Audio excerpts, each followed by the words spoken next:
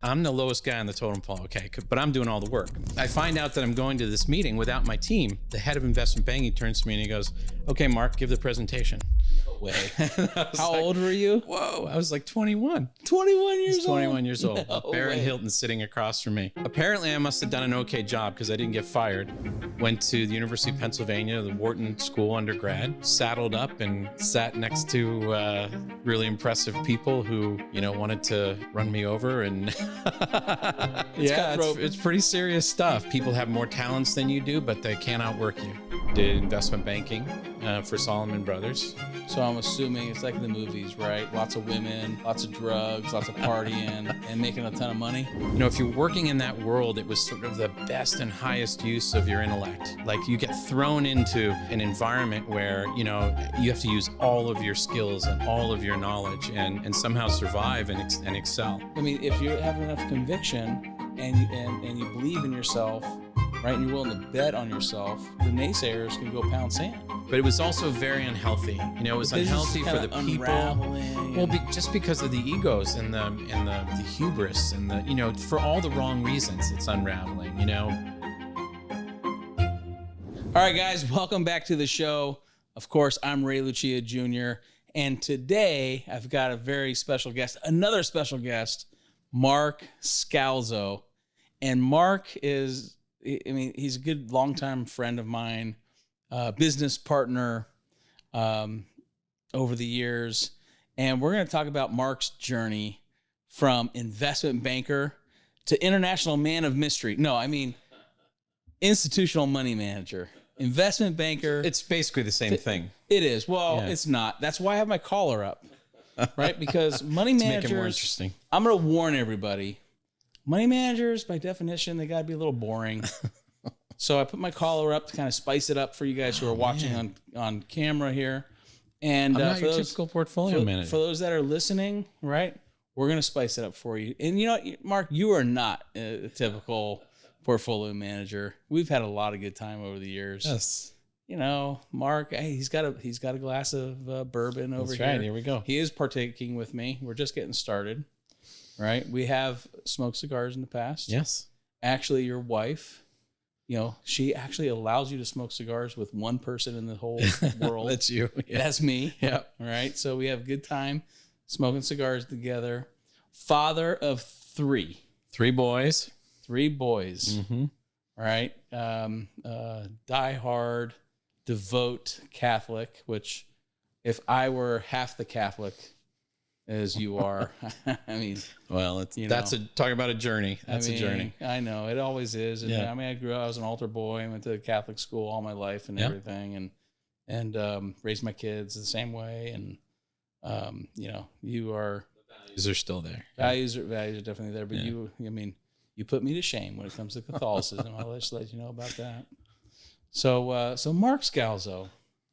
So let's start off with the beginning of your journey. Beginning of the journey. All right. We're going to go way back. Way back when you had a little darker hair, maybe a little more hair. A lot You're more probably hair. a little bit skinnier. Yes, I was a lot skinnier. Yeah. But not as wise. You're much wiser now today than you probably were back then. But you Wharton grad. Yeah, I grew up in, I don't know if you want to go this far back. Yeah, I grew up in north central Pennsylvania, a little town called Williamsport, known for two things. One, Little League World Series. Yes. And two, in the 1850s and 60s, it had the most millionaires of anywhere in the world. In the world, yes, because of logging. So obviously something that went out of style pretty quickly after all the trees were gone. But new today. So I grew up in that little town, stayed in state, but went to the University of Pennsylvania, the Wharton School undergrad. I was president of my class, salutatorian, thought I could sort of take those skills to the next level at a Ivy League school. So saddled up and sat next to really impressive people who, wanted to run me over and you know, it's pretty serious stuff, you know, so you got to have a thick skin. I was always a hard worker. You know, you can be smart, but if you work hard, no one can outwork you, right? If that's the kind of the ethic I tried to instill in my kids growing up, right? So, you know, people have more talents than you do, but they can't outwork you. So that was always my MO, and worked really hard. Yeah, always worked really hard at school, and really, you know, fantastic experience. I ran a bunch of stores on campus. That was a pretty formidable experience. Had about 50 employees working for me. Wow, as a young college kid. Yeah, junior and senior. Ran a store myself, did the purchasing for all the stores. So it was kind of sort of my experience in the real world. Got to do some really cool things with you know, the vendors who want to take care of you. So I would go and go down to the Italian section on Thursdays with my friends who ran a wholesale candy and tobacco business. Oh, okay. I thought you were going to say your friends that ran like a private poker club or. Well, no, but you know, it could be. It was, you know, those kind of friends. Yeah, you know, it was South Philly. You know, hey. you know that world. So little Pats and Geno's, maybe a little water ice. Little Pats and Geno's. Dante and Luigi's is where we used to go. Dante and Luigi's. Yeah, okay. Pizzatelli Genovese. That was the Thursday nights. They only made it. And they used to take me out pretty much every Thursday, and it was a fantastic experience. How long is this podcast? I'm getting hungry. I'm going to go for a cheesesteak right about now. Anyway, it was just a great way to not only have an education, but to sort of be exposed to the real world, you know, and have real responsibilities. I got to ask you a question. This is a very important question. So wit or no wit? Wit. You got to have wit. Yeah. All right. Okay. Yeah. Just want to make sure. No. So absolutely. Okay. We'll leave it for the audience to figure out what we're talking about. But okay, go on. Continue your story. It's fascinating stuff. So, you know, I did the I majored in accounting and finance. I'm a CPA. Yeah. And management. And so I interviewed. That's why I like you. Okay. So I interviewed, you know, we're pretty unusual accountants, but we are. We're both. Know, we're not the typical, you know, put a number in a box kind of guy. No. So, but tried, you know, did the what you would expect if you went to Wharton undergrad, which is I went to New York City and did investment banking for Salomon Brothers. So that was a really heady time in the world. You know, I think John Goodfriend, if you remember, he was the CEO, and he had. Right before I got there, he had said in a Business Week article that they were making so much money that he didn't really know where it was coming from. And so that's how the company was being run. And so you can imagine, you know, they're the days of the LBO world and leveraged financing and, you know, Drexel Burnham and Michael Milken, and they were our big competitors. And Salomon wasn't as great as on the investment banking side, but we dominated the bond and debt world on the trading side. So I was on the investment banking side, so we were second-class citizens, but it was still a, you know, kind of an insane experience, you know, working. So you're in Manhattan? New York City, yeah. New York City. Yeah. So I'm assuming it's like in the movies, right? It's lots of women, lots of drugs, lots of partying, and making a ton of money. Well, you know, it was a lot of money for, you know, back then. There really wasn't a great deal of time to party, unfortunately. You know, we were working. We were at the lowest, you know, end of the totem pole. So we were. You know, sensational. Yeah, we were working 20-hour days, 7 days a week. You know, so. There wasn't a lot of time, you know, to party. And if your vice president was in, you were right there with them, you know, all the time. So anyway, it was, but it was a great time. You know, we worked hard, but we had some really cool experiences along the way. We basically drive down to Philly to get cheesesteaks for 150 people. Yeah, it was absolutely insane. So every once in a while we would gather up for the entire firm a cheesesteak order, and they would send like 5 of us analysts down to Philly to kind of fill it. So we would jump in a black car and go to do that. So that was fun. So if I wake up tomorrow morning and my wife rolls over, honey, are you okay? And I go, yeah, honey, that's great.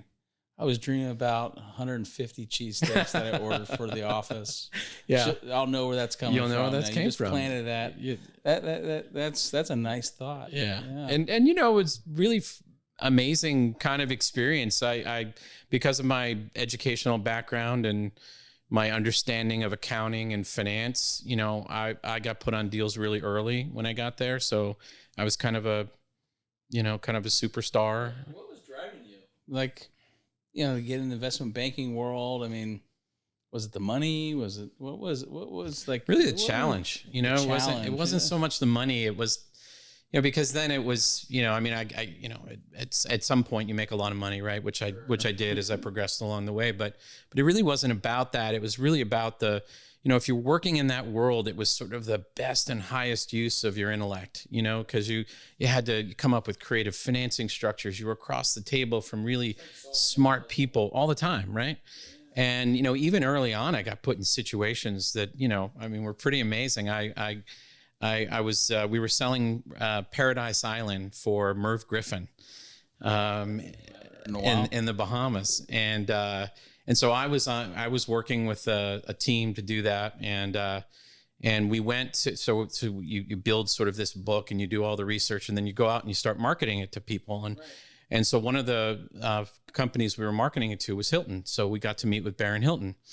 And so I found out like 2 days before the meeting that I'm the lowest guy on the totem pole. Okay. But I'm doing all the work. Okay. So I found, you know, the deal inside and out. Well, yeah, but I wasn't. So I find out that I'm going to this meeting without my team, with the head of investment banking and myself and a managing director from the lodging group. And they might as well have been, you know, asleep at the switch. I mean, we were on the M&A team. We were kind of the A team. And so we get to the meeting and the head of investment banking turns to me and he goes, "Okay, Mark, give the presentation." Way. How old were you? Whoa, I was like 21. 21 years old? 21 years old. No Barron way. Hilton sitting across from me. So apparently I must have done an okay job because I didn't get fired. So, you know, I kind of took them through and they're asking me questions about, you know, how much it's going to take to upgrade the properties and all this. And it was a really interesting experience. But you got to do stuff like that. Like you get thrown into an environment where, you know, you have to use all of your skills and all of your knowledge and somehow survive and excel. And so that was really the cool part about it, you know, being just in that world all the time. So then I went to work for a small firm after doing that for 2 years called Putnam, Lovell, and we focused on the financial services industry. Oh, I didn't know. So that's how you got in the financial services. That's how we got there. Okay. So we know the name Putnam Lovell. Right. So over the course of 15 years or so there, I did probably about 50 transactions with all kinds of money managers and financial companies. What's your favorite transaction? My favorite transaction. Well, you know, I sold Rick Edelman's business. Yeah. So in our industry, I mean, Rick is, you know, some might call him a legend. Yeah, no. I mean, because, you know, he's done a deal with the financial engines, and it's Edelman. Is it called Edelman Financial Engines? Yeah, now? I think so now. Yeah. Right. I mean, massive firm. Yeah. Right. So you sold his business. He sold it to a company called Sanders Morris at the time, in Texas. Yeah, broker dealer. I sold Rick Kane's business, his asset management business, another kind of well-known name in the asset management industry. I worked for Ken Fisher. Another legend in the industry. So Ken probably he's probably the largest registered investment advisor in the country. I think so. Yeah. Right. And international. Really unique business model. Really interesting. Direct to consumer. Built it based off of his Forbes newsletters, and then expanded it from there. What was it like working for Ken Fisher? Ken's a really smart guy. And he is very unusual. I will say that. You know, Ken's always looking to kind of keep you off balance a little bit in his responses to see how you'll respond. So it's like this constant psychological warfare with Ken, which is kind of interesting. I mean, I enjoyed it. I mean, it was always kind of fun to interact that way.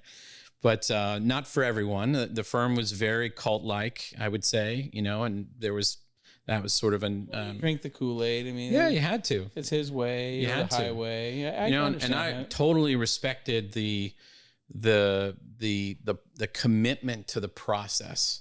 The commitment to what they did and how they did it. Agree with his process, but Absolutely. but the process. And that's one of the things that I learned from that, right? Is that you have to believe in your process and almost in a religious way and really be completely committed to it. It doesn't mean that your process won't evolve. It doesn't mean it can't change over time, but you have to have a process and you have to stick to it. And if you do, you'll be successful.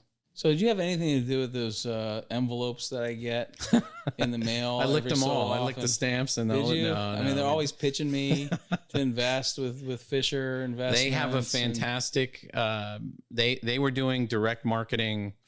I mean, I spent about a year early on in that business. So Ken was really just an institutional money manager. He was managing about $1 billion or so. And, his dad was a very famous investor. He's considered the father of growth investing. Phil Fisher. Okay. Yeah. And he's written books and you should read them. And he's a very brilliant guy. So, Ken followed in those footsteps in his own way. But I have more respect for Ken now. He followed in he followed in his father's footsteps. you know something about that. Something a little about bit. that. I mean, I'm a junior. But made your own way. But made my own way. He made his own way. Yeah. Right? Okay. Yeah. All right, Ken, you're growing on me, Ken. If you're watching, Ken, call me. Yeah. I might be able to help you out. I'll take care of you. Don't worry. I'll take care of you. If you need a successor, you just let me know. So Ken was very, very early on. He hit upon this idea. So he had written for Forbes for a number of years. I think he was like at that point, he was like the third or fourth longest tenured Forbes, contributor. And so he took advantage of that and he started mailing to the Forbes mailing list, the subscribers.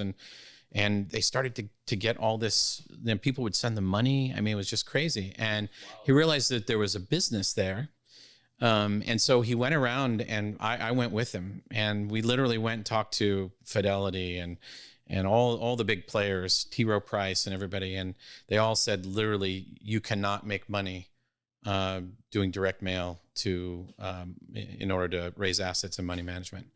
And so after about a year of doing that, he came back and said, I guess I don't need their money. I guess they don't get it. And I'm going to mortgage my property. He has a big property out in Woodside. I'm going to mortgage my property and just do it myself. You know what I love about that is a friend of mine quoted me one time. Someone told me I couldn't do something. And I looked them right in the eye. I said, don't you ever tell me no. And so that's basically Ken Fisher, right? Well, I mean, he said basically they don't get it. Said no, you're not, I mean, if you have enough conviction and you believe in yourself, right? And you're willing to bet on yourself, right? Like, hey, the naysayers can go pound sand.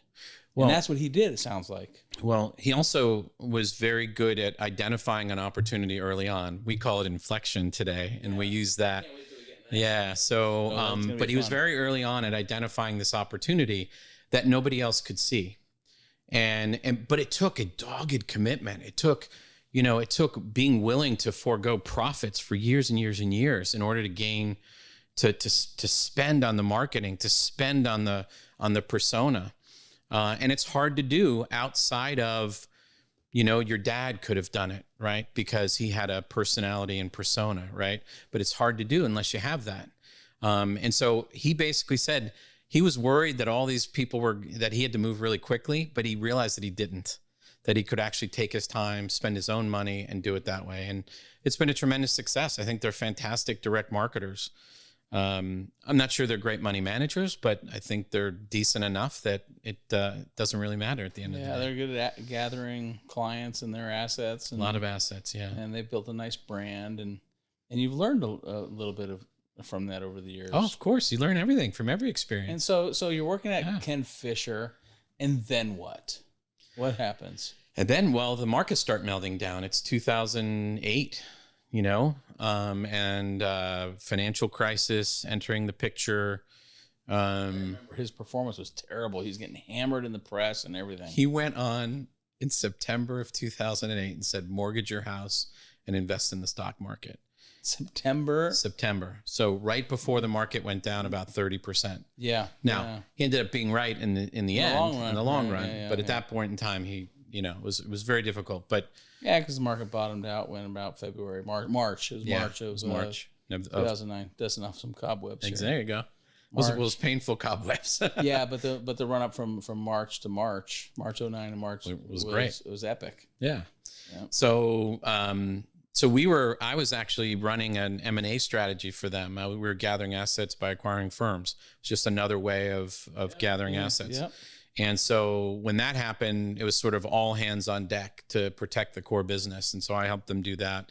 And then they asked me to go over and run the institutional sales group. And I had an opportunity at that point in time to go work with a money management firm down in Santa Monica that I had actually made a personal investment in probably about 3 or 4 years before that.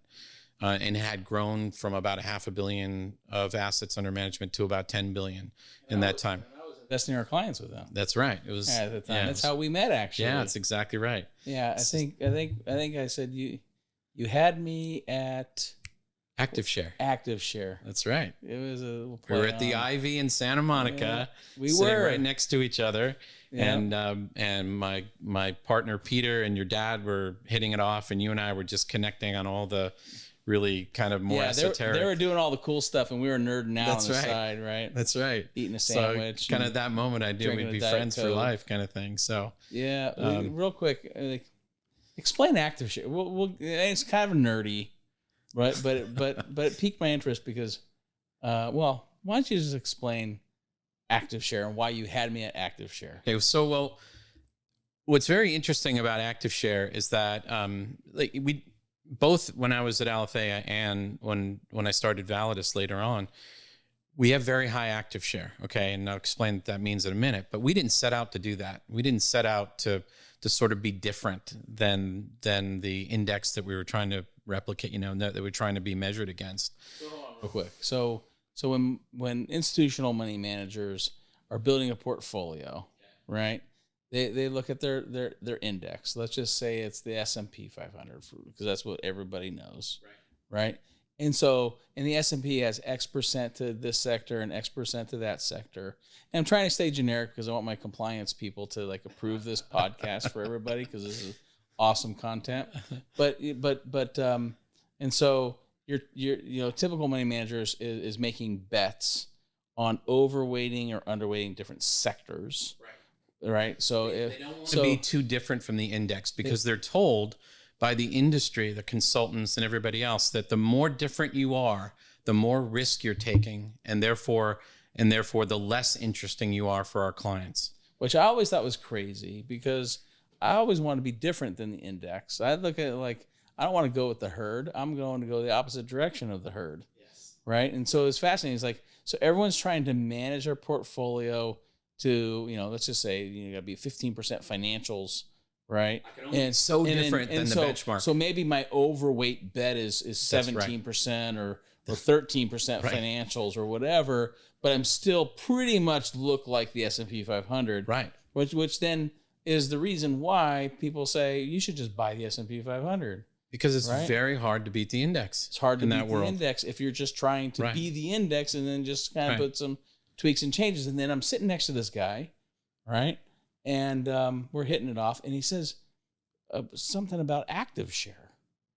And I'm like, that makes a lot of sense. So tell me. Share. Tell me about active share. So around 2005, 2006, two professors from Yale did this study. And they compared the mutual fund performance. And what they found was that the more on a holdings basis, the more different the manager was from the index that they were being compared to without a ton of style drift. They're just not being different to be different, right? So they're not investing in equities when they're supposed to be fixed income. Okay. So they're still staying within their lanes in terms of being classified appropriately. But the more different they were in terms of their actual holdings, the higher their standard deviation of returns over time, those two factors gave the greatest outperformance over time against the benchmark that you were being measured against. So their contention was, you don't want to hire a manager that looks like the index. Right, so hire somebody that looks different than the index. Right. So if you looked exactly like the index, your active share would be 0.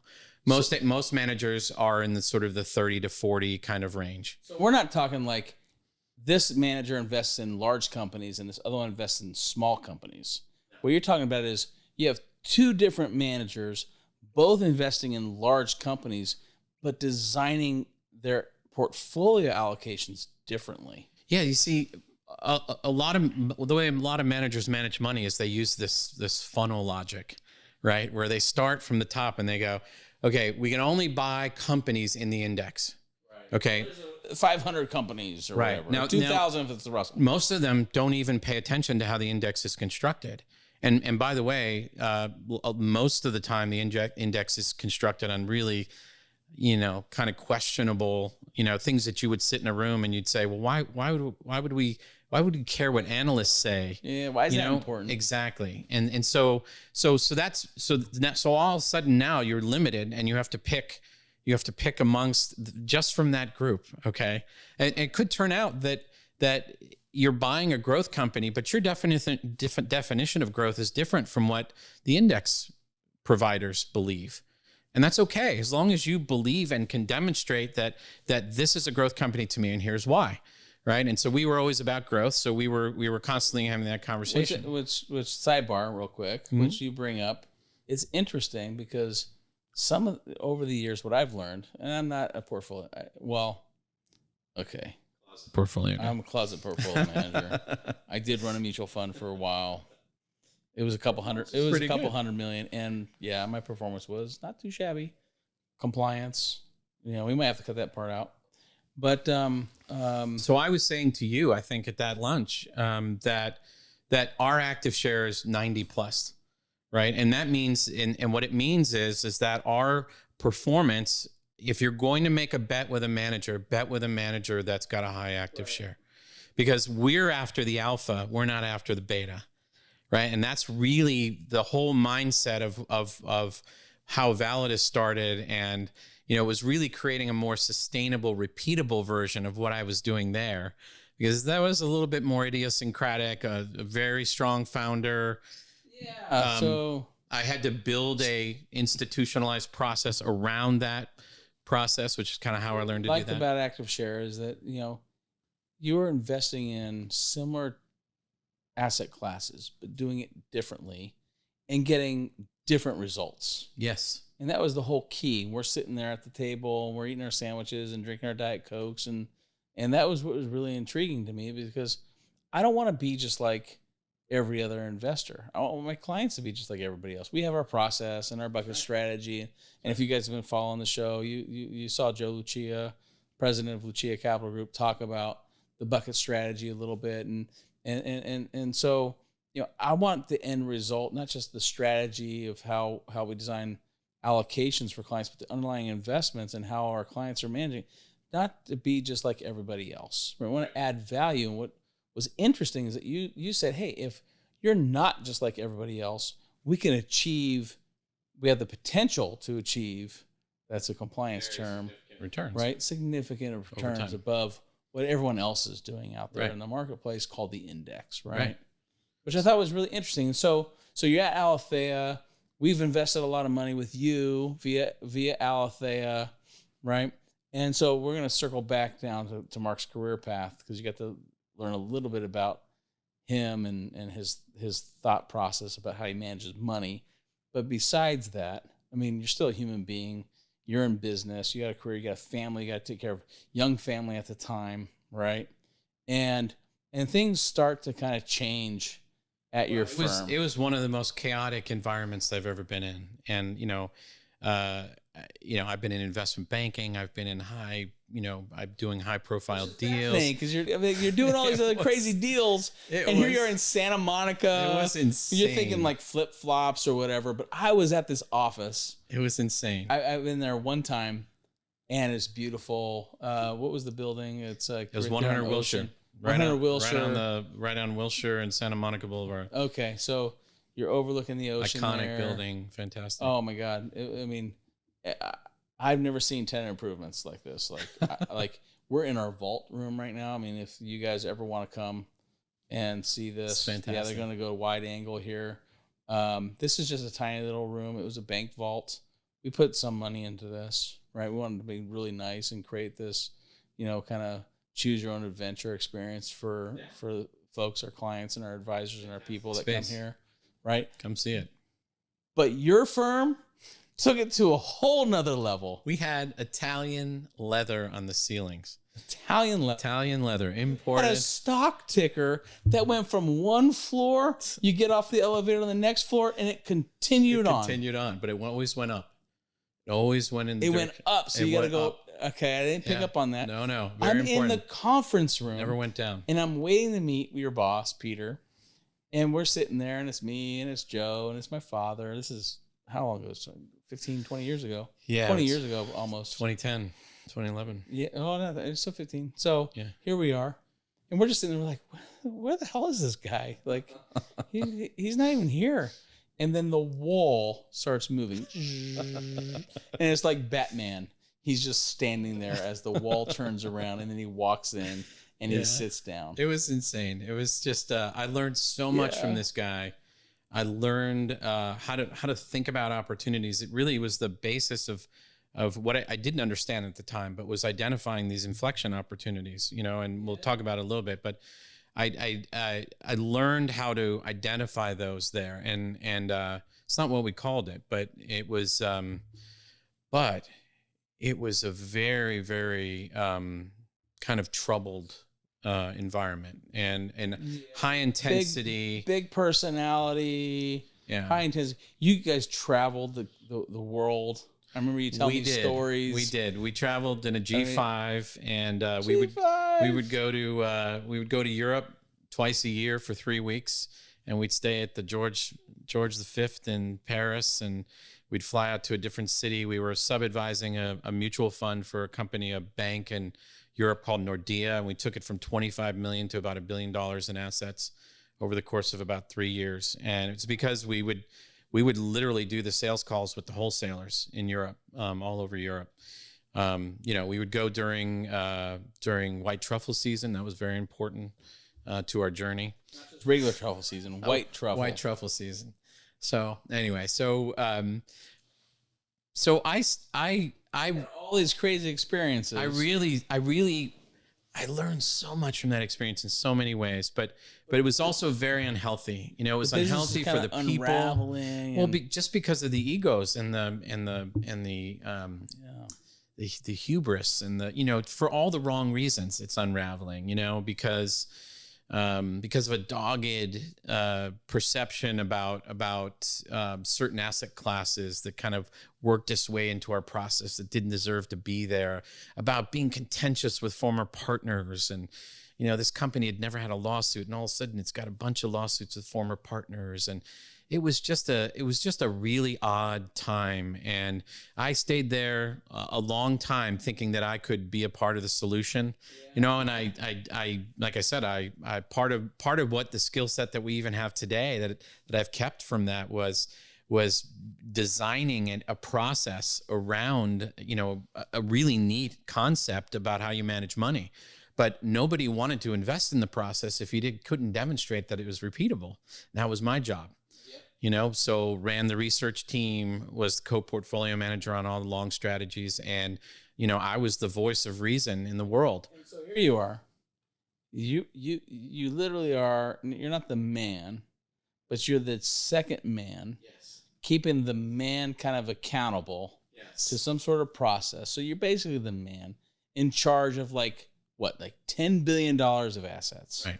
Yet behind the scenes, this stuff's kind of unraveling. You're seeing all this turmoil happening, and it's not a great situation, and so you've got this decision to make, right? Like you can bunker down and get ready to solve the problem and or problems, many of them, right? And try to work your way through this thing as the firm's getting fired and the principal is kind of making some stupid mistakes and stuff like that. We won't want to go there, right? Or you can do your own thing. You can hit the exit button. It's a hard thing to do for tough,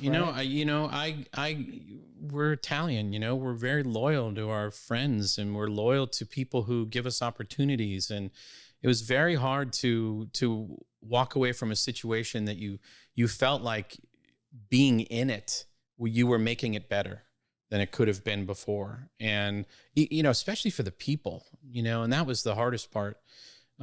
Because some of the ways that they were being treated, and I felt like I could really make a difference in their lives. And then you come to the realization that at some point you're not going to win this fight.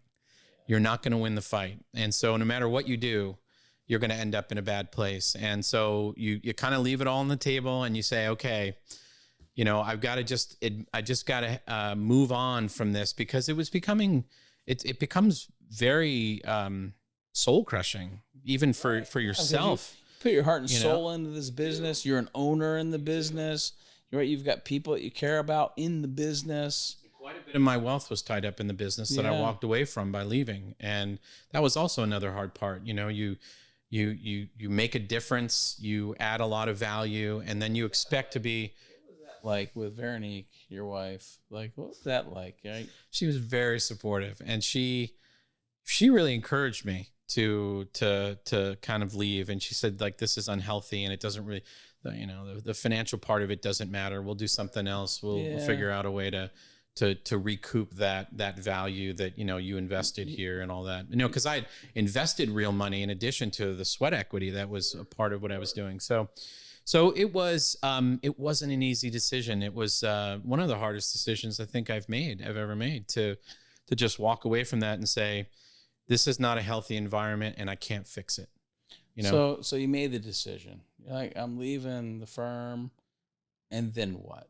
The plan was, I could go back to investment banking. Right.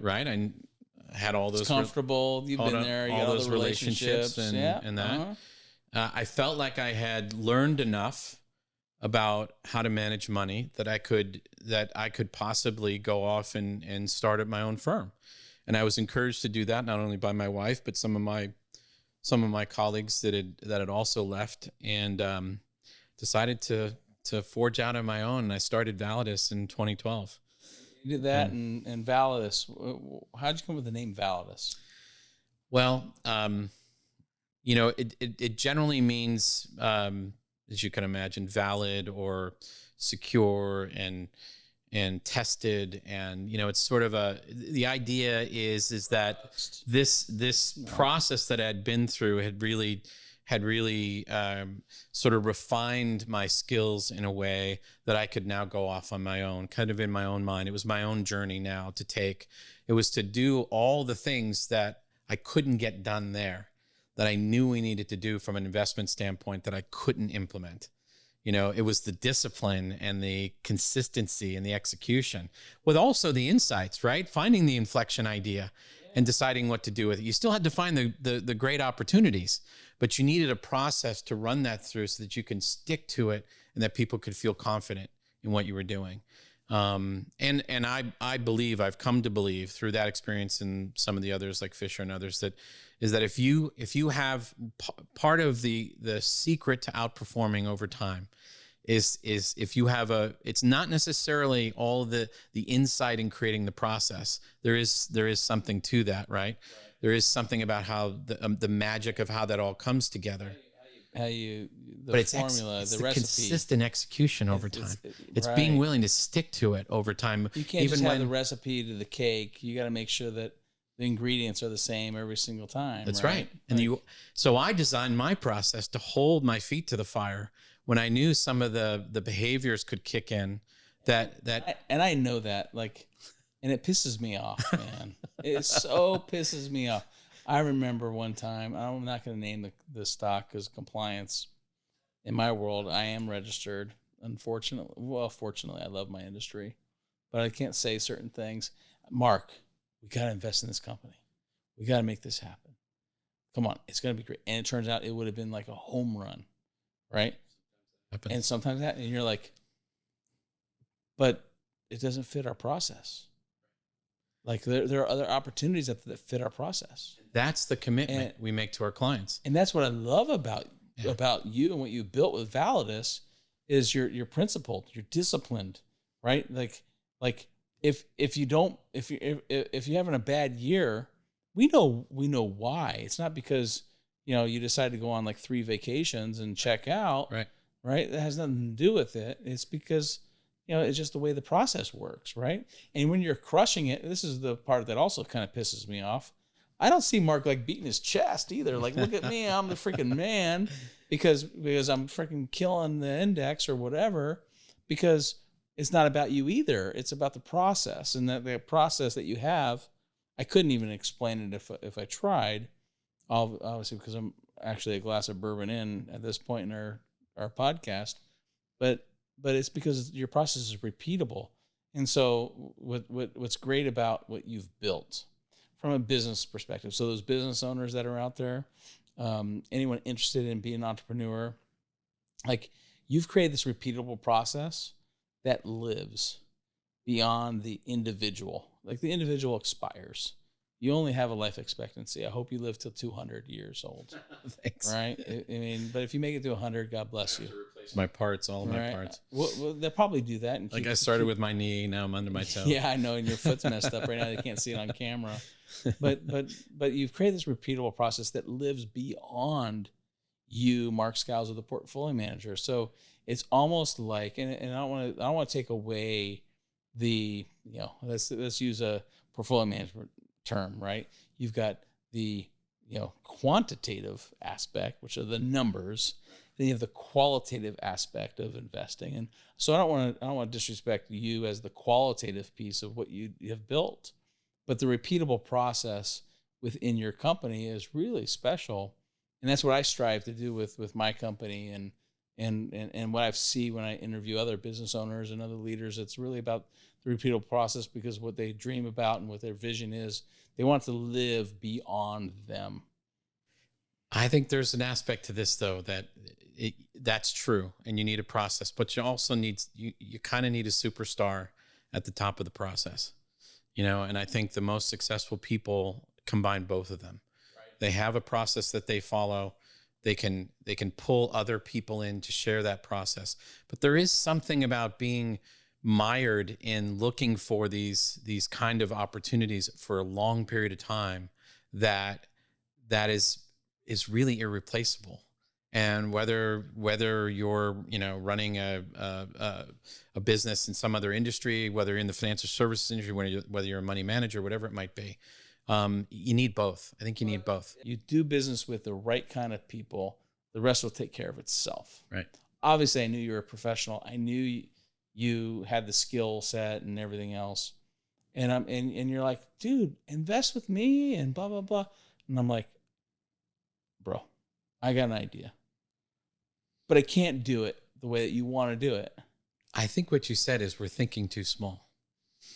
You're thinking too small. You need to expand your mind, as I remember it. And you said, let's schedule a time.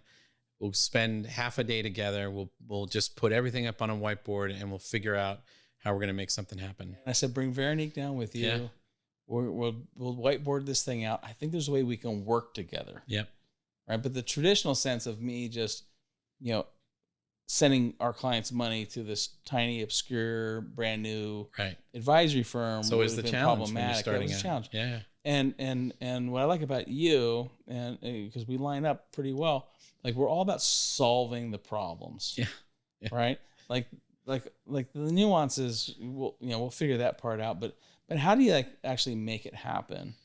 And so here we are. If you believe in who you're working with, though, then that's possible. Yeah, quite honestly, I've never offered that to someone that I didn't have a relationship with before. Right. And so Joe's there, and I'm there, and you're there, Veronique's there. Maybe there's one or two other people on my team there, and we're like mapping this stuff out on the whiteboard. And that was great. Cool experience. It really was kind of fun. Yeah, it was. Because it was like one of the first deals it's a deal technically, but it was like a friendship kind of partnership kind of thing. And we're like, you know what?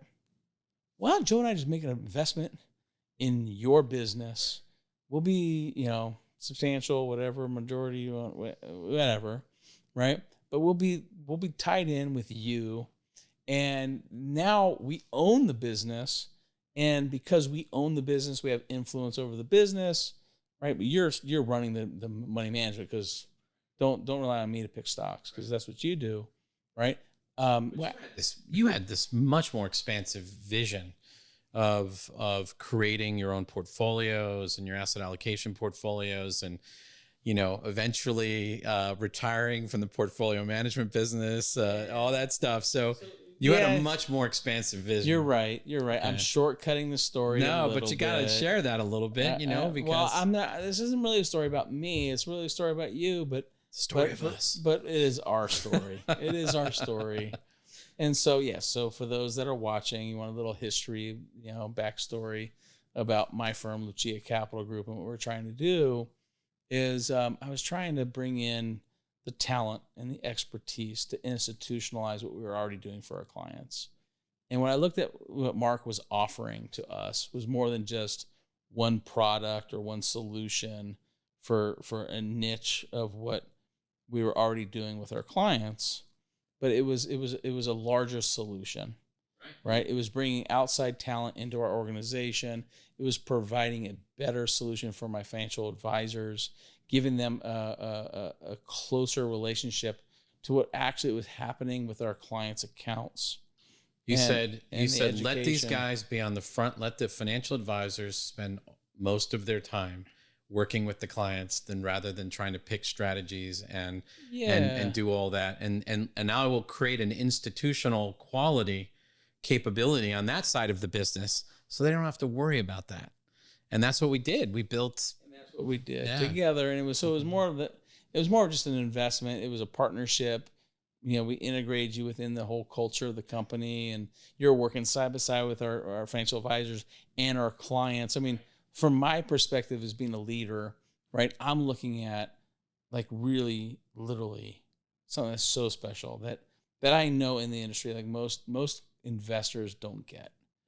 They got the expertise of my financial advisors, and they got the like personal touch and feel and experience with a money manager, an institutional quality money manager with all the history and track record and everything else combined on whichever portion of their portfolio that ended up being invested with you through the advisor, and that relationship and that experience, I knew benefited my clients, which is why Joe and I were so interested in partnering with you.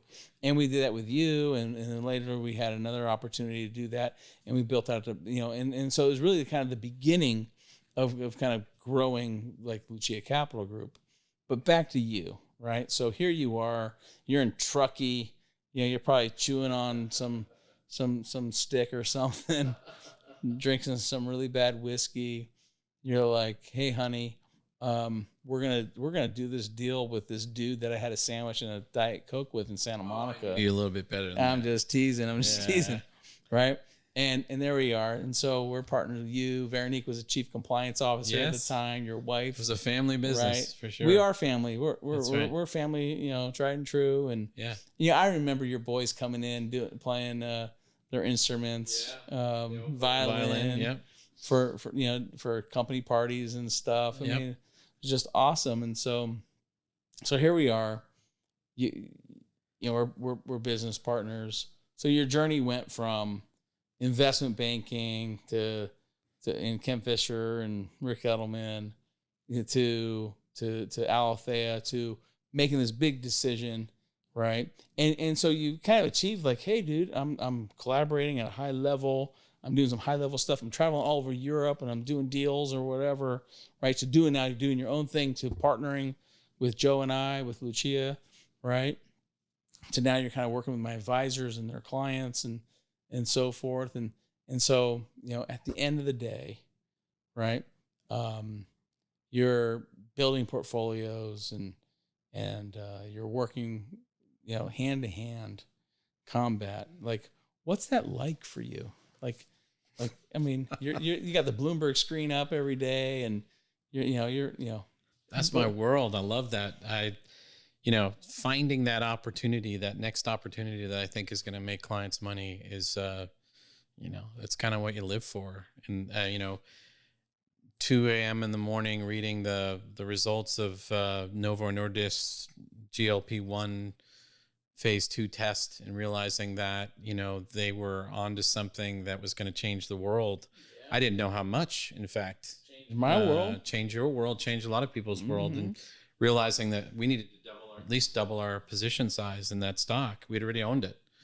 That kind of finding that insight and taking advantage of it is like, that's what I live for. But, also being there to help the financial advisor with their clients. I've been in a lot of, you can imagine, client meetings with financial advisors, and they want to know that they want to get comfort that someone is paying attention to all these things that are going on in the world.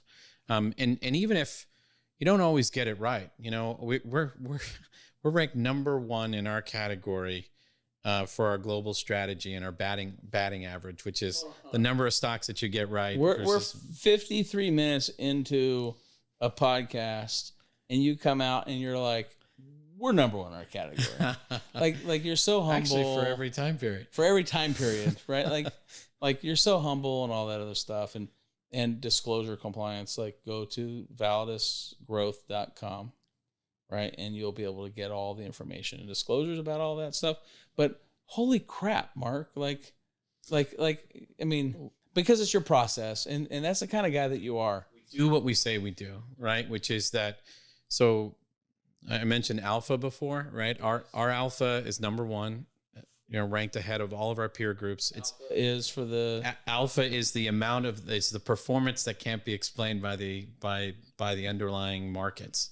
Got essentially. It. So it's the performance that you can't explain. That's hopefully it's above the performance of the benchmark, right? Got it. So ours is outside of our peer group. It's above the bar.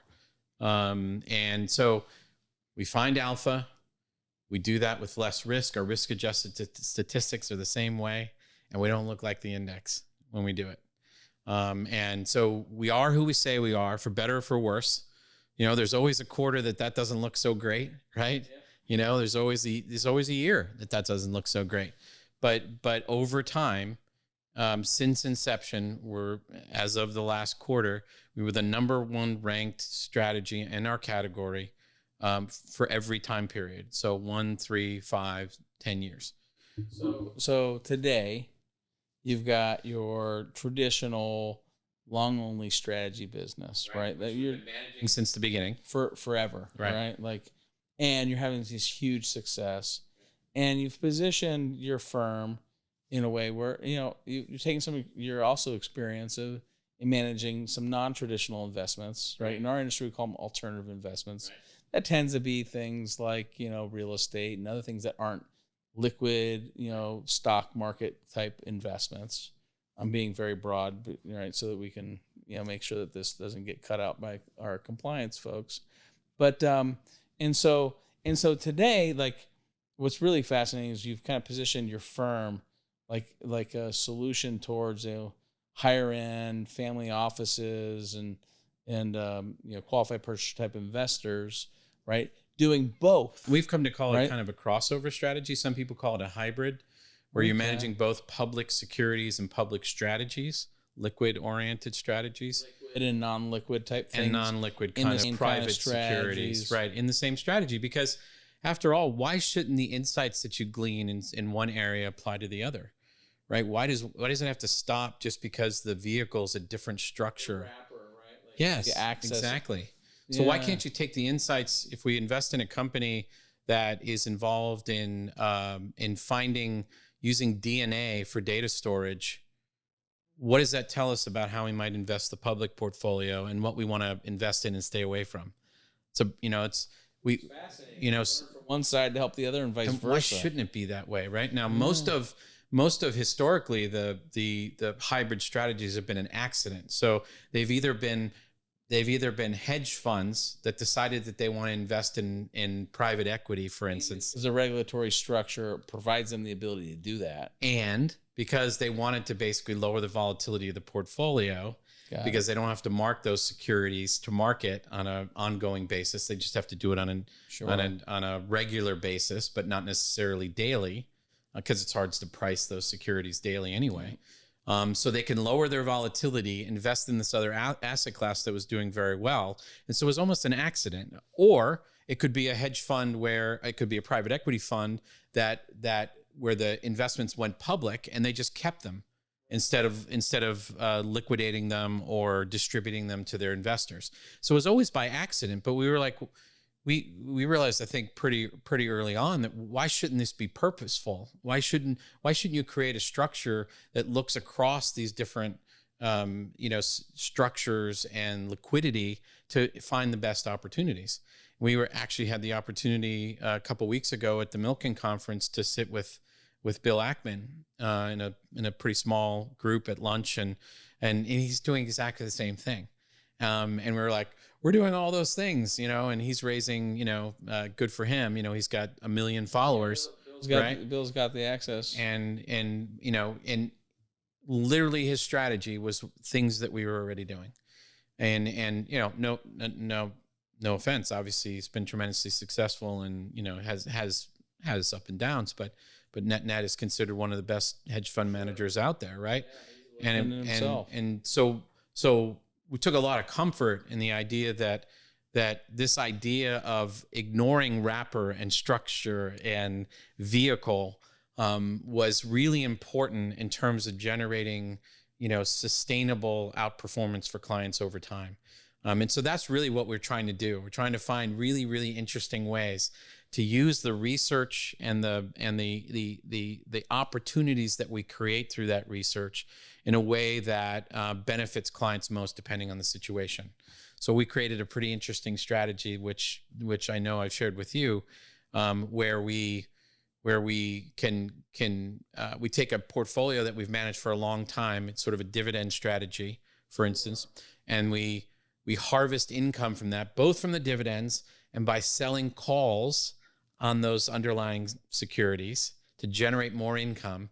And then we take a lot of risk with that income, and we invest in options on really kind of researched but speculative inflection growth ideas, and through that process we can generate so far we've been able to generate very attractive returns while only risking that income that we're generating, and rather than the principal itself.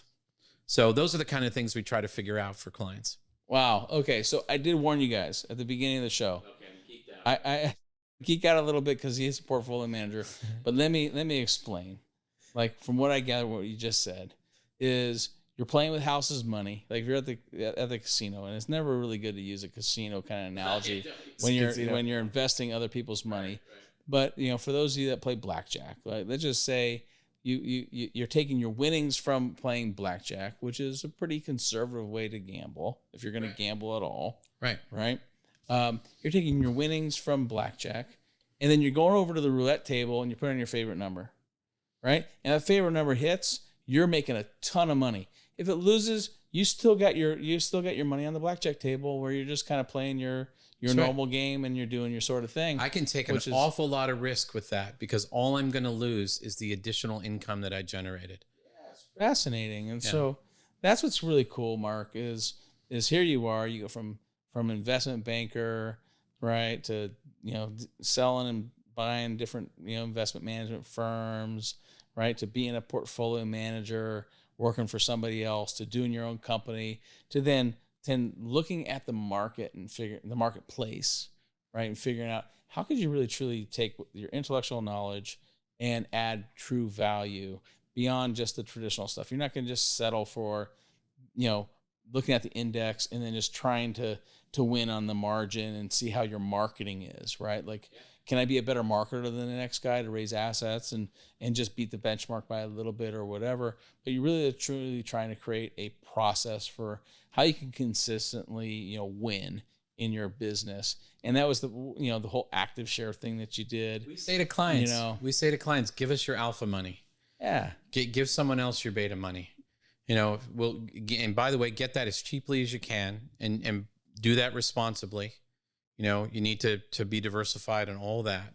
But we'll take the alpha money, and we'll take the money where we're looking for the asymmetrical risk return opportunities for you. And we're willing to stake our judgment and our relationship that on the fact that we can do that consistently over time.